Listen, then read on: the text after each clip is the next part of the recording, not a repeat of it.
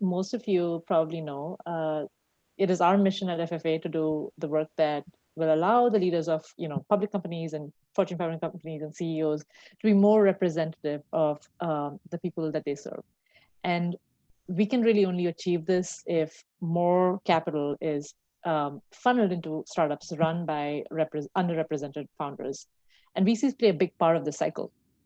And so FFA is super proud of this partnership that we have with CX Ventures, for who it has been a priority to diversify their own pipeline and support founders of this community and help accelerate CPG startups run by women and non-binary founders. So I'm also personally super excited for today's session. For context, I've worked with Starbucks in a previous life and with many startups in the CPG space. So I was geeking out over this presentation put together by the ZX team earlier, and really hope that the insights that this team will share with you today will be helpful for your businesses. Before I pass the mic on to Stephanie and Renata, just some simple housekeeping. We've noticed in past roundtables such as these that these sessions are best when they are interactive. And so if you have questions, drop them into the chat as they come up, and Renata and Stephanie will do their best to take them live as they're going. And after the session, I'll be sending over an email with the deck that you're seeing today and contact information and office hour links for those of you who would like to sign up and connect with the team if you haven't done so already. So with that, I'm going to hand it off to the wonderful team here at ZX. Take it away, Stephanie. Cool. Thank you, Divya. So I take it everyone can see my screen, okay? Mm-hmm. Great. All right. I will get us started. So just for an idea of what to expect today, we'll quickly introduce ourselves as well as some more context on what we do over at ZX Ventures. And then we'll go into some content on the state of the CPG world as we see it today. So everything from kind of macro trends in the market to consumer trends, some tips for finding CPG industry insights that might be useful to all of you. And finally, open Q&A, though, as Divya mentioned, please feel free to ask questions throughout the session. We want this to be a live discussion. So with that, I will first pass it off to my colleague Renata to introduce herself. Thank you. So I'm Renata. I'm actually originally from Brazil. My background is mainly in tech startups. And today, find out what is a talking they are. Do you mind muting? Thank you. And then came to the US to study at Harvard, which was amazing.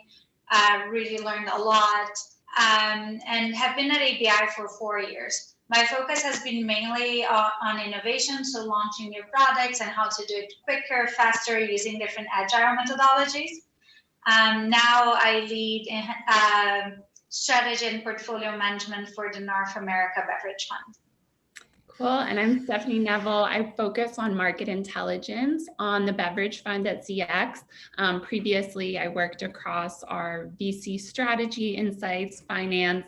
Before that, I studied food and beverage innovation and worked in energy. And I'm super excited to be with all of you today. So I'll also let Renata give some more background on what we do at ZX. Awesome. So, I think first of all, just wanted to thank everyone that is here, right? I think for us, it's even a little intimidating talking for such amazing women founding companies. We know how hard it is out there, and it's just so impressive what you're all doing. So thank you so much for taking your time, coming to listen to us. Our goal here is really to add as much value as we can. So please, by the way, interrupt us. We're really here for you. So just saying a little bit about ZX Ventures, right? So we are a venture growth and innovation division of Anheuser-Busch InBev globally.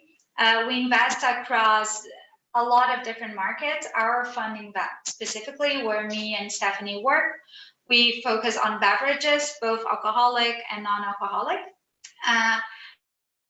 our idea here is really to invest to build the portfolio of the future and bet on amazing founders that are building amazing brands. And the main thing is that we're not financial investors. So we're not just looking, this is how much I'm going to invest, based on that is how much I'm going to get. Because again, we're the biggest brewery in the world, so we think we can add quite a bit of value. So we'll only invest in companies that we think we can add to the value prop of the company. This is a couple of the companies we've invested or acquired. You might recognize them. I would definitely recommend you to try. So Wave is a healthy soda, Babe is a canned wine, Cutwater is a canned RTD company, Highball is healthier energy. So a couple like very diverse, as you can see in nature. So very interesting companies that we really believe in. Next slide, thank you. So a little bit of what I was saying, right, in terms of our value proposition and what do we think we can add. So we have a global footprint. So a lot of times what also happens is like, for instance, Babe, we invested them in the US and now they're in Canada, Asia, and different countries. For us, it really makes sense to like, it is easy for us to take brands to new countries. We obviously have a lot of marketing assets and knowledge that we can also leverage. We have an immense network. So we have a really big wholesaler ecosystem that we can tap into, and we know how hard distributing the US can be. So that is also something that has helped us a lot. And just like an immense reach in terms of points of sales with consumers that really can help with different ventures as well. Cool, thanks Hinata. So now that we've introduced CX, we'll go into kind of our view of the CPG market today. I'll preface this just by saying, as you know, Hinata and I largely focus on beverage. So that's kind of our bread and butter and what we work with every day. But we do believe that the CPG world bears a lot of, commonalities among different categories, and consumer trends often affect all different categories. So if there's any way we can make this content more specific to the category that you operate in, feel free to just speak up. So just going into market context, one thing we see kind of at the very macro level that's happening is brands and companies like the ones you're all creating, frankly, are what is driving growth in CPG. And that applies throughout different categories. So we can see here when we look at the state of the industry in 2016 versus over the past 4 years since 2020, across categories, growth is being driven by small and medium brands and private label brands.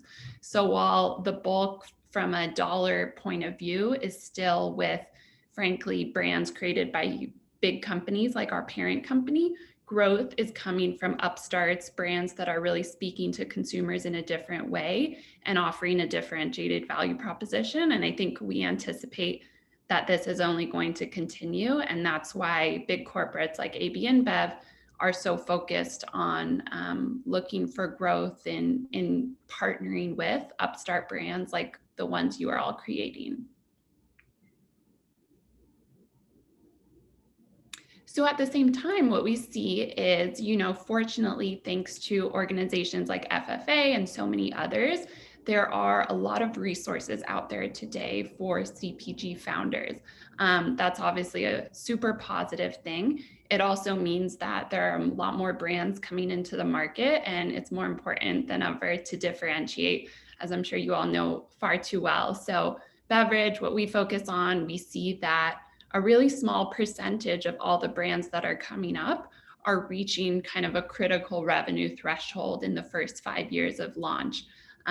One category we pay a lot of attention to is what we call RTD, or ready to drink alcohol. There we see that 478, almost 500 new brands launched just in 2020. So competition is really fierce. Consumers have a lot of options.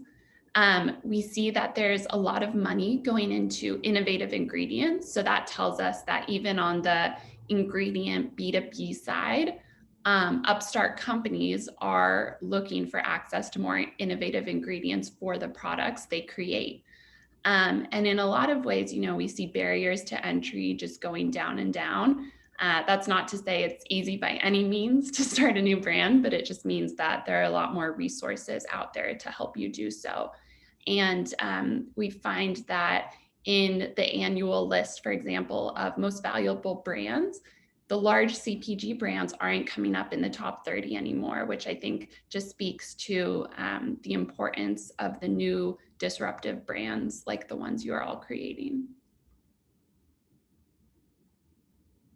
So then as investors, when we kind of take a global view of venture funding broadly, what we do see as encouraging for companies looking for capital is that even last year, given all the devastation with the pandemic, global venture funding did grow slightly year over year. So I think that just speaks to the fact that there's still a lot of appetite by investors to fuel companies that are really speaking to new consumer needs and delivering on new, as we call them, occasions, instances, behaviors that consumers are seen emerge given the way that lifestyles have changed over the past year in so many places. So that's kind of at a very high level our macro view of the CPG world today. Of course, there's so many key trends that we try to pay attention to in beverage, but also that apply to categories like food, personal care, beauty, etc. So we'll just walk through a few of those. So what's quite interesting, I think, about the past year and the way in the United States, so many of us have been forced to rely more heavily on delivery, whether or not we were used to it before, is that this is really leading to a significant change in consumer behavior. So there was obviously a large segment of people that were accustomed to delivery and relying on things getting to their home and ordering things online before the pandemic. But now we see that the segment of people who were less accustomed to that behavior have been forced to. And so I think for a lot of investors, the view is that that behavior is going to stick, perhaps not to the same extent that it was when we were all in lockdown, but it's going to remain in a meaningful way. And that has led to growth in a lot of delivery options and investors being willing to fund those. We also see some interesting disruption in the delivery space. So GoPuff is a startup that recently actually acquired Bevmo, which is a big US chain you might be aware of beverages. It's where a lot of people I know, at least out in California, go to get their typical alcoholic beverage purchases often. So that has led to GoPuff being able to really boost their infrastructure, boost their capabilities. And then outside of the US, just a couple of interesting examples in Germany and the Netherlands, we see approaches like hyper-local fulfillment centers to enable really fast delivery, and then a focus on sustainability, which is obviously a huge concern for consumers and companies alike when it comes to packaging. So Peter Pot out in the Netherlands is focusing on that. And then in synthetic biology and microbial culture, we see a lot of interesting stuff happening. So we know that there's a massive interest among consumers in everything plant-based. And we know that's driven by concerns ranging from animal ethics to sustainability to personal health and well-being. But in order to deliver on that, we see so much interesting innovation happening, whether it is CBD from yeast or dairy alternatives or meat and chicken alternatives. We see that continuing to grow. And I imagine that many of you, both within and outside of food and beverage, are taking this massive demand for plant-based options into account as you develop your products. And then this one I find very interesting, personalized nutrition. So a lot of the solutions that we exhibit here are essentially trying to help consumers find a diet, a lifestyle that works for them. I think there's increasingly acknowledgement that health is a very personal thing. And yes, there are certainly practices that are accepted and we think generally apply to everyone in terms of being hydrated, getting your vegetables. But at the same time, a lot of these disruptors, I think, are acknowledging that people have specific dietary needs, specific preferences, specific lifestyles, and everything from online surveys to actual biosamples are enabling companies to provide more personalized solutions for consumers.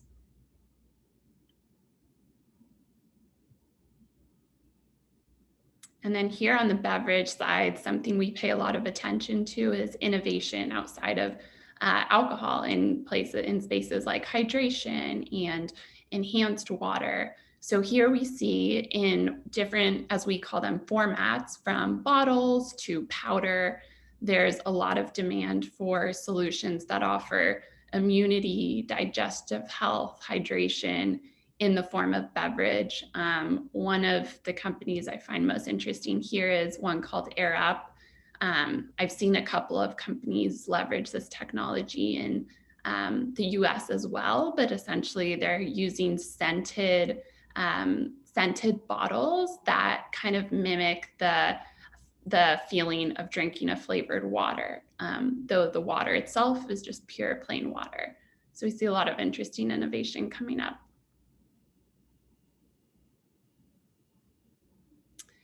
And then, of course, this is an area that I think has seen a lot of interesting movement throughout the pandemic. I think a lot of people have found that they are being forced to really consider and renegotiate their relationship with drinking. They're finding a lot of exciting new beverages, to the point earlier of so many interesting new ready-to-drink alcohol beverages on the market. And at the same time, there's also a significant demand for other types of options that perhaps have less alcohol, lower ABV, or zero ABV. So everything from low alc wine to zero proof spirits.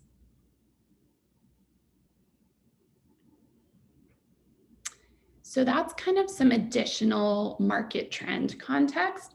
But what we try to do as investors and as ZX broadly and as ABI is be super what we call consumer centric. So kind of switching from a market observer view to like a day-to-day, what is the consumer experiencing, struggling with, engaging with on a day-to-day basis. And I would imagine as founders of CPG brands, you all very much take that approach as well. So we just wanted to walk through some of the things that we've been considering and thinking about. So firstly, this is a huge one I'm sure all of you have considered both as business leaders and as individuals. Ongoing health and wellness crisis. So I think there's no secret that even outside of the pandemic that we're all experiencing day to day, there's another perhaps less visible crisis going on with obesity and nutrition in the country. So with obesity rising, becoming ever more prevalent, I think perhaps even more so since the pandemic, with people seeing their pace of life slow down in some instances, mental health and physical well-being is top of mind. And so I think there's just such a significant demand for options that make well-being attainable from both a financial perspective as well as a just general lifestyle accessibility perspective. And then another significant shift we pay attention to is that of the demographics in the country we operate in. So as many of you, I'm sure, know, there's some significant demographic shifts underway that will continue to accelerate over the next 40 years. So this graph just shows, firstly, the changes in the breakdown of the US population from a race and ethnicity perspective, as well as from an age perspective. So we see the percentage of the non-Hispanic white population as a percentage of the total US going down significantly. And then we see the 18 to 44 age segment going up over the next 40 years. So what does that mean for consumers? So we know that identity and life context has a big bearing on consumption habits. So we see that from the fact that consumers, the apps they engage with varies a lot depending on age and generation. So we see, the apps that Gen Z is engaging with, the apps that millennials are largely engaging with, and the apps that Gen X and baby boomers are engaging with. Given different stages of life, that varies a lot. So our view is that as CPG investors and as CPG founders, it's important to think in the long term and think about how the breakdown of different population segments is going to evolve over the next years and decades to come.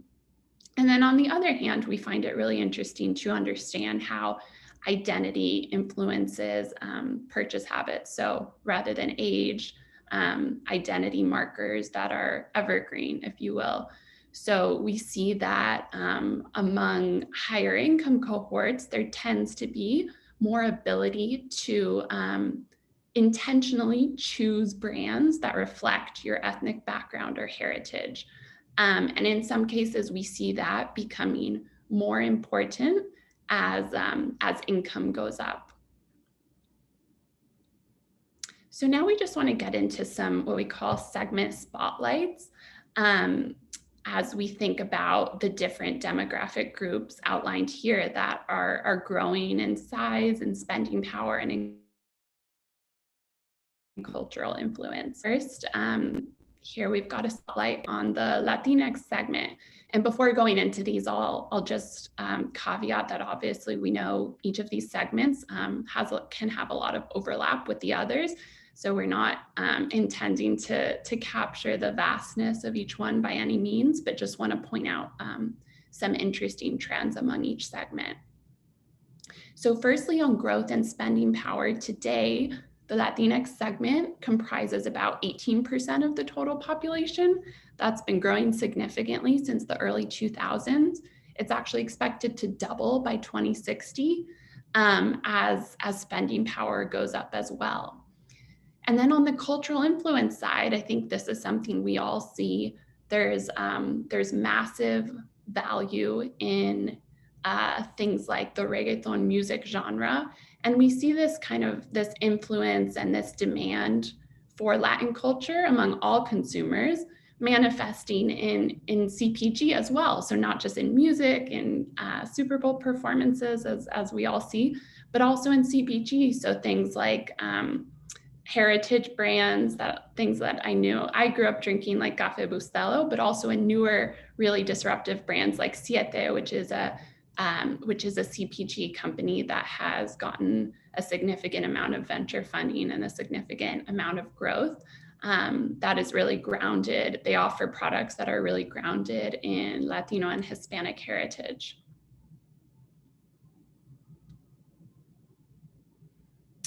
And then spotlighting the Asian American and Pacific Islander segment. So this is the fastest growing of the demographic segments that we'll review today.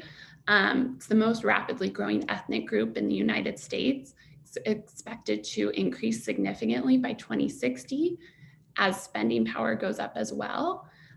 We see really outsized influence in the gaming industry. We see really significant cultural moments like the film Crazy Rich Asians, which was actually the highest grossing of any romantic comedy of the past 10 years. We pay a lot of attention to growth in demand for Korean cuisine and Korean flavors specifically. And we see this manifesting similarly in the CPG world with really compelling upstart brands by founders who want to spotlight the flavors that they know and love and grew up with in some cases, like Omsom, Sanzo, Baksu. And then another spotlight on the Black and African American segment. So like I've said, with the past two segments we've spotlighted, There is significant growth in both percentage size as well as in spending power. From a cultural power perspective, Nielsen has quantified that this segment actually comprises top performers across music, movies, TV, and sports. And similarly, we see this manifesting in really significant ways in the CPG space. Ben & Jerry's announced a really amazing partnership with Colin Kaepernick for a new ice cream SKU that also is associated with benefiting organizations that Colin Kaepernick has championed.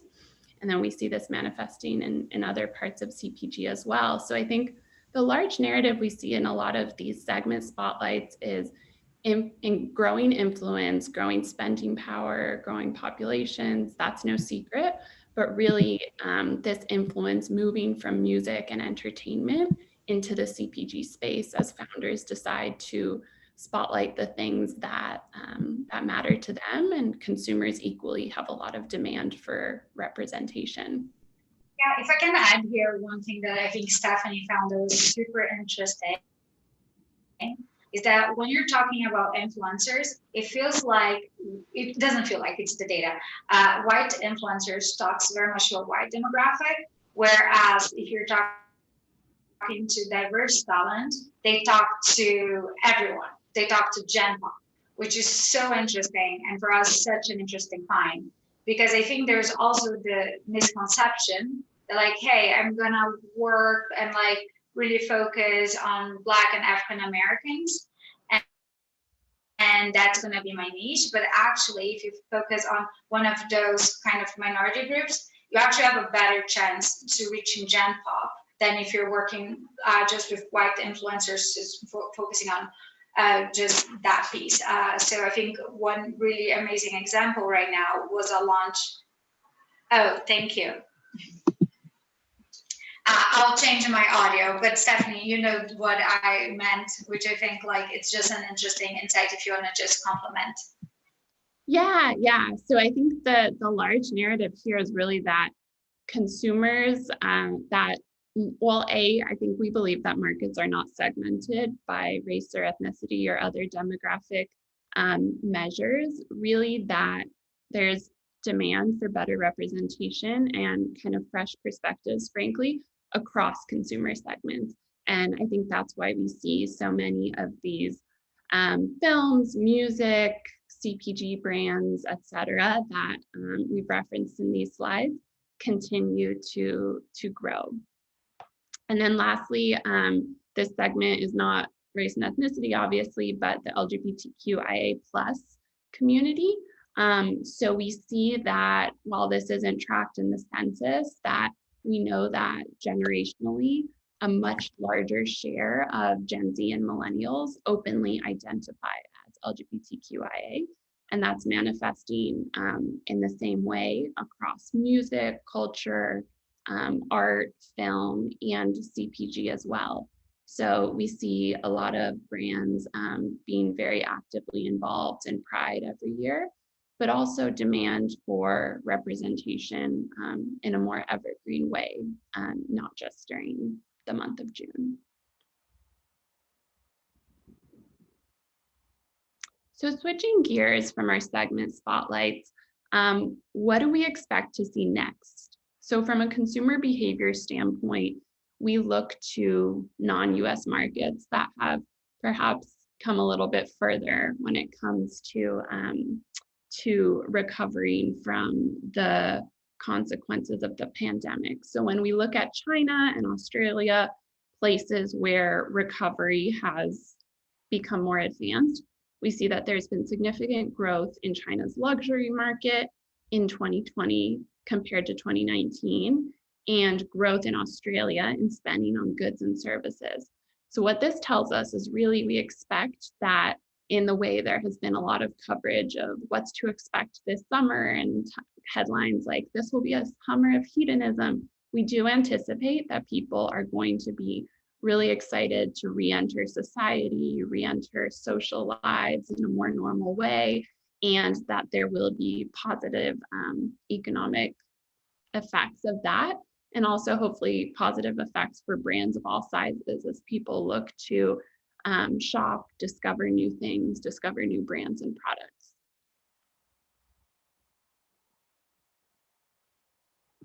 And then from a physical versus digital perspective, we think that this is a pretty interesting visualization of how people are spending their time.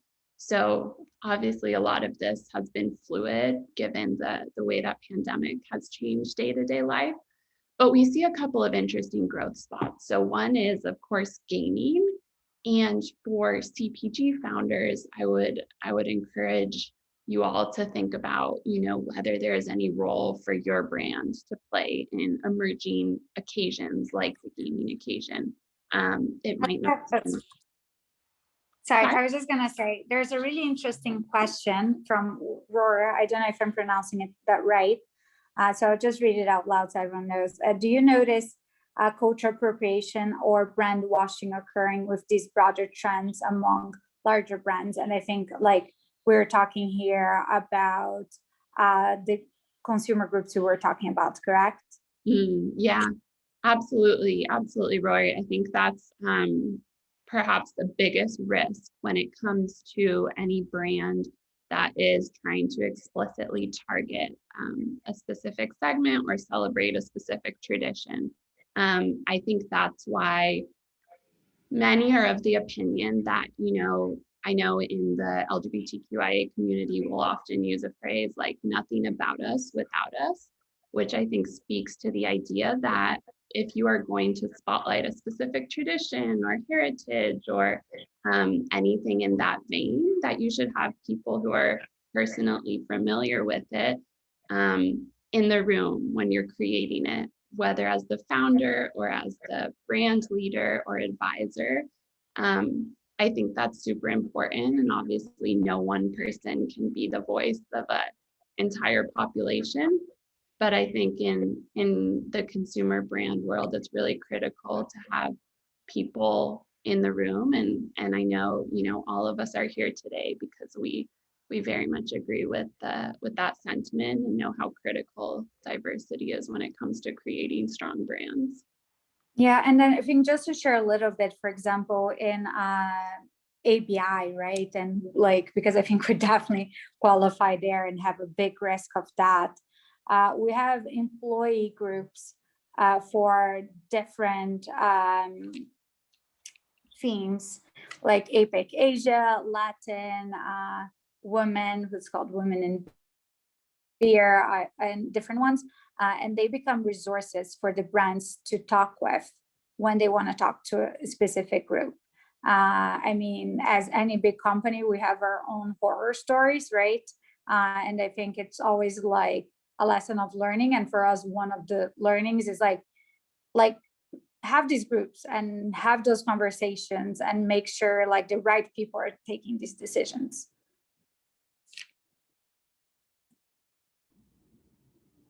Totally.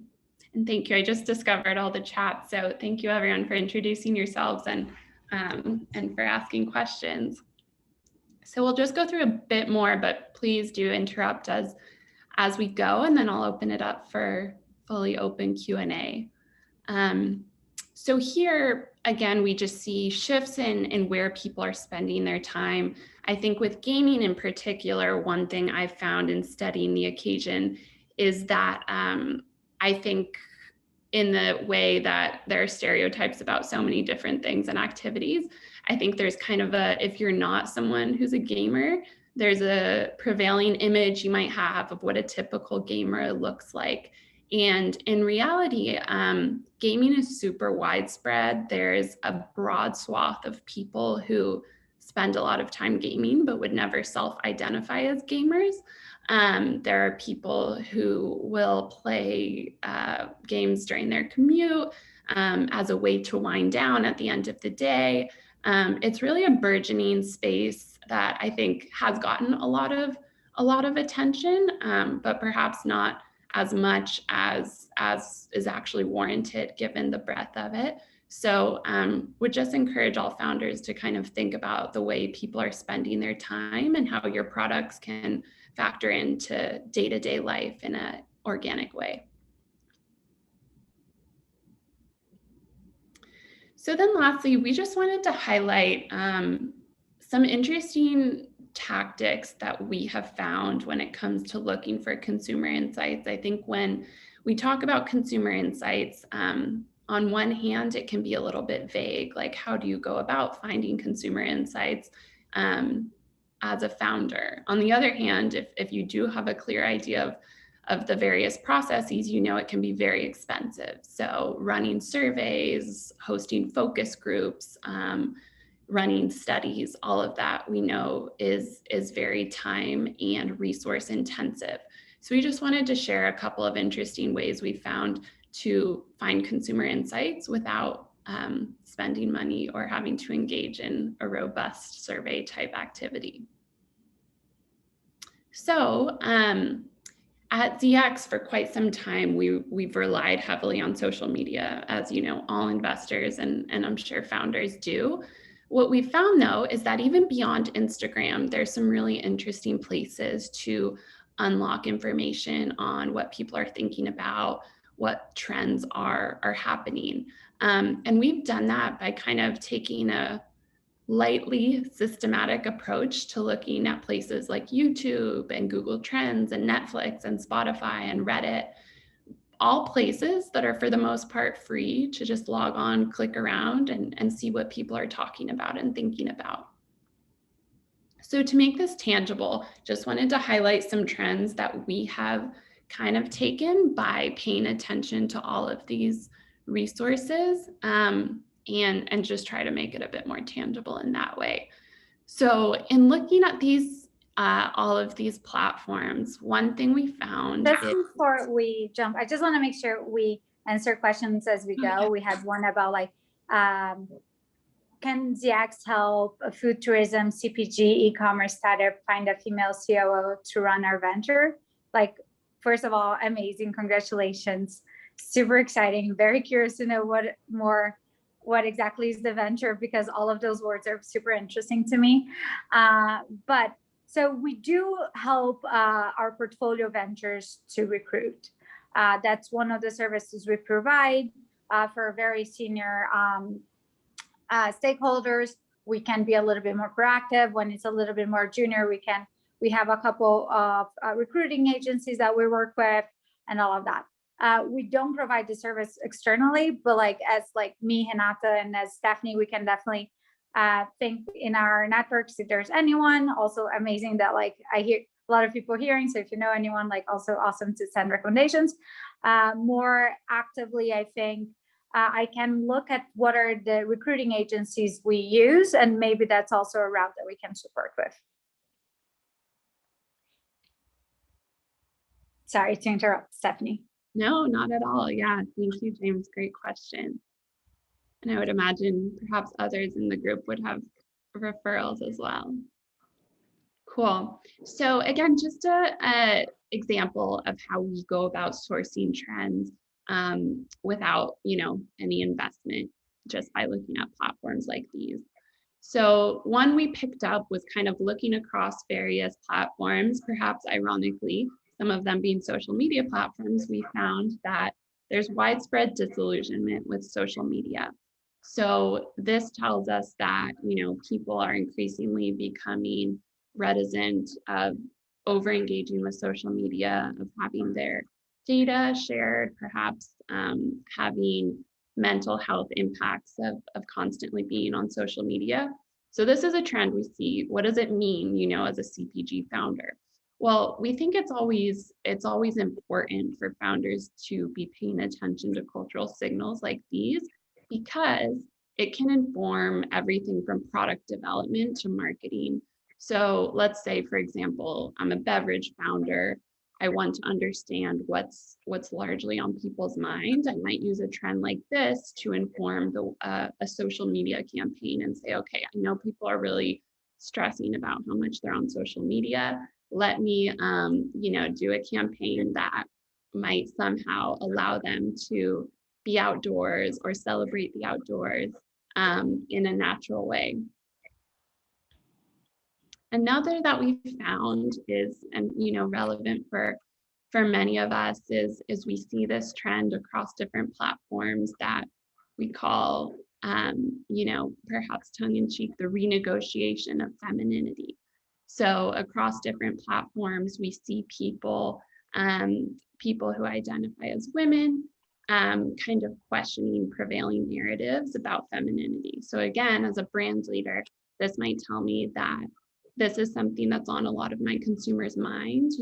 How can I speak to that in messaging and campaigns, perhaps even develop new products or SKUs around it. And then finally, a trend that I don't know if it's even fair to call it a trend, but something we found is a lot of passion in the US across different verticals for Korean culture. So the word Hallyu refers to Korean wave in the West. And we see this across Spotify, Google Trends, Reddit, Hulu, and YouTube. A lot of excitement about gaining exposure to Korean culture, whether it's through food, beauty, film, music, etc. So again, as a brand leader, this might inform the way I think about sourcing influencers, developing new SKUs, etc. So just some ideas about, again, how to rely on these sorts of platforms that are available to all of us to understand what's going on with consumers, what's on their minds, and kind of how, as a brand, can I speak to that in a meaningful, thoughtful way. So that's just a tip we wanted to share, as I know that consumer insights for CPG founders are critical and yet often pretty time intensive and resource intensive to obtain. So with that, I will open it up to questions, and thank you all for listening in. We're really excited to chat and answer your questions.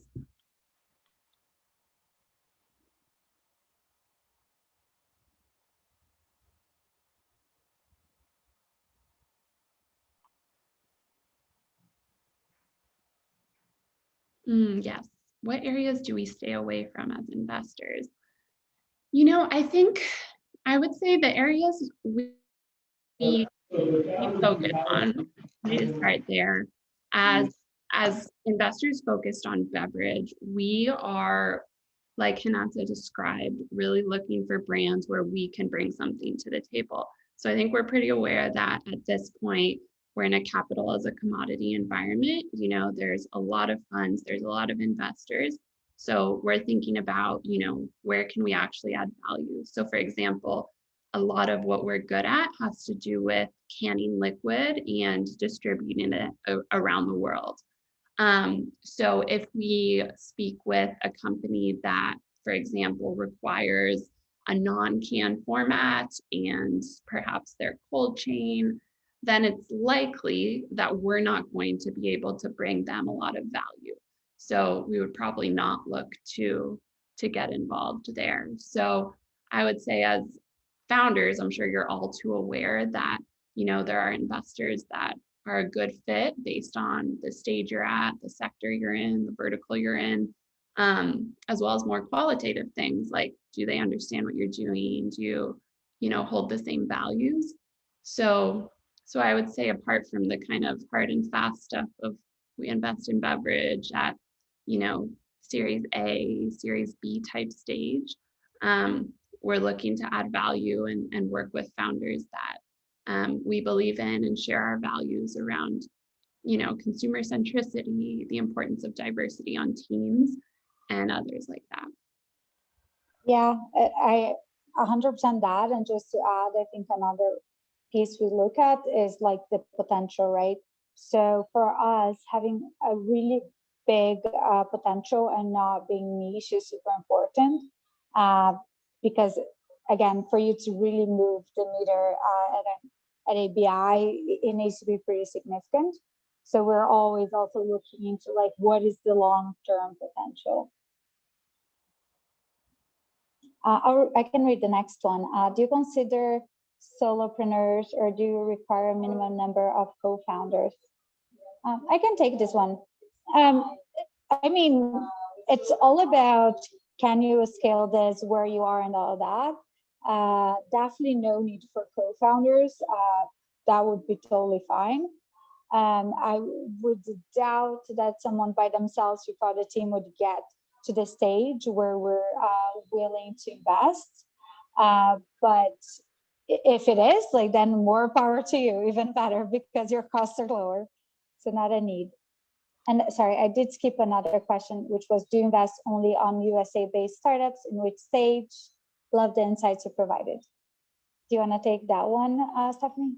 Yeah, so Allegra, thank you for the question. Hinata and I both work on the US fund within ZX, but there are other funds that focus on other geos, including Europe, South America, Latin America, and Asia Pacific. As far as stage, it varies from geography to geography. I know in the US, we largely focus on brands that are at least at the Series H stage, so generating revenue, a meaningful distribution footprint, just because that's where we feel we can add the most value. But if you have a brand in another market, please do reach out afterwards, and I'd be happy to see if there could be a fit with our funds teams in other markets. The next one is, if you're doing this, do you also plug them in your distribution network? Which is a great question. It's a multi-part answer.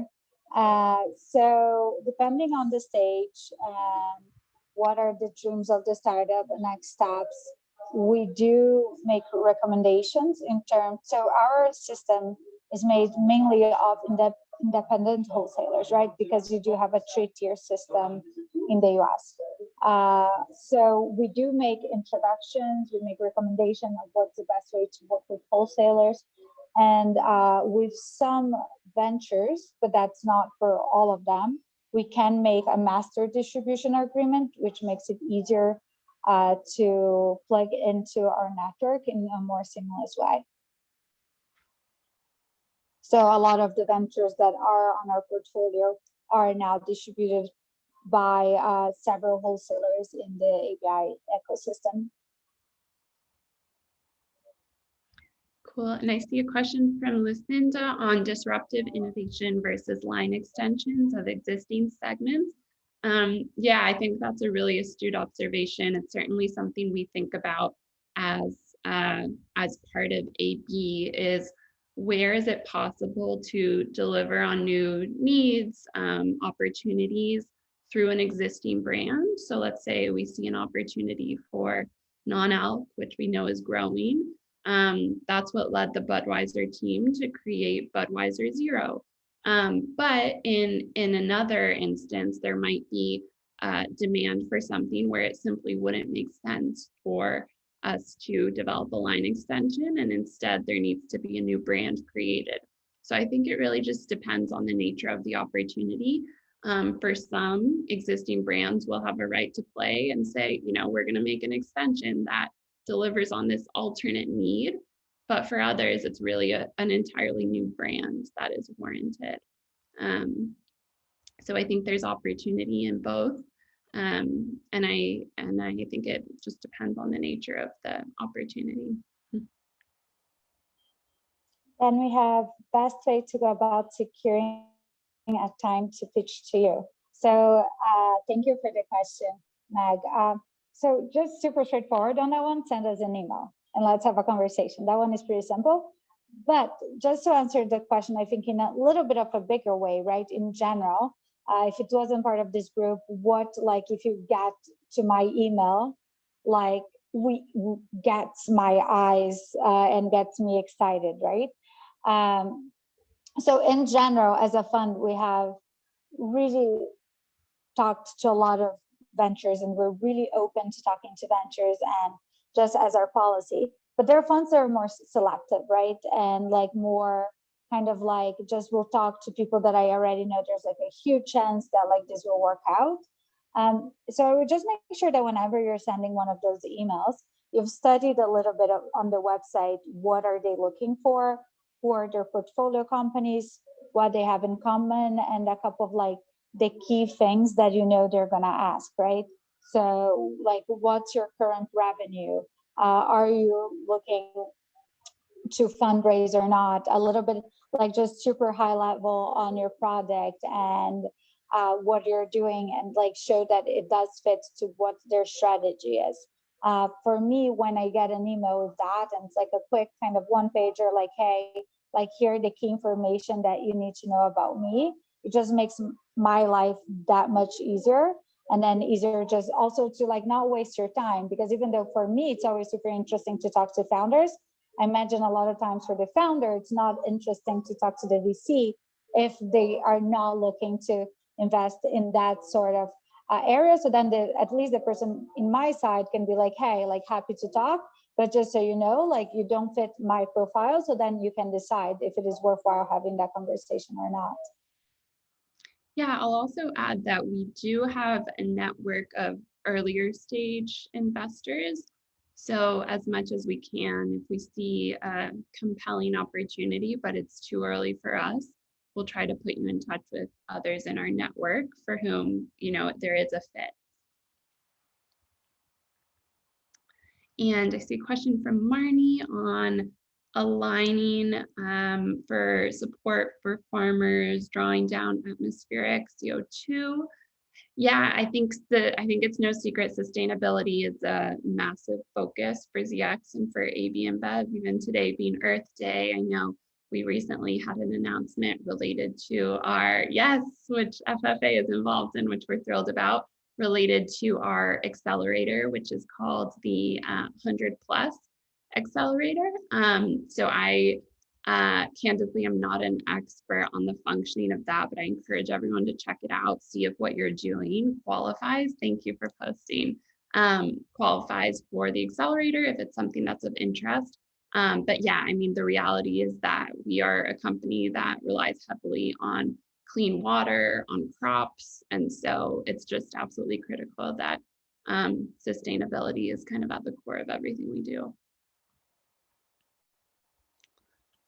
And yes, we will absolutely share our emails and these slides. Yes, and as Rory mentioned, we'll have office hours next week and the following for any one-on-ones that people are interested in.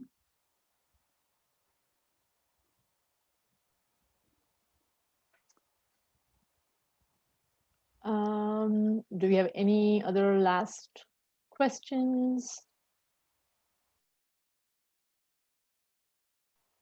You guys did a wonderful job of Thank you all. everything here. Thank you for joining. Thank you, FFA. We are so thrilled to be working with all of you and love what you do, and look forward to hopefully getting to chat with many of you. Feel free to reach out. Likewise, thank you so much for taking the time. What we'll do, like I said at the start of the session, is send out an email with this deck and both Stephanie and Renata's contact information. And if you can and would like to connect with them, and make sure you set up time during their office hours and take advantage of this, because it's not easy to get direct access to folks like them. And I would encourage all of you to make sure you do your research and make use of this time. Well, thank you again, Stephanie. Thank you again, Renata. Anything else? I'm not sure if I'm missing anything. Rory, we good? Awesome. Well, all right. Take care, everyone. Thank you so much. Bye-bye. See you.